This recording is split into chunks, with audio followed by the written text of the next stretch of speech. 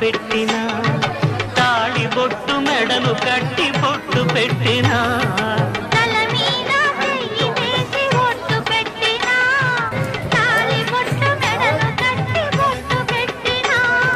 సన్ని కళ్ళు తొక్కినా సప్త పదులు మెట్టినా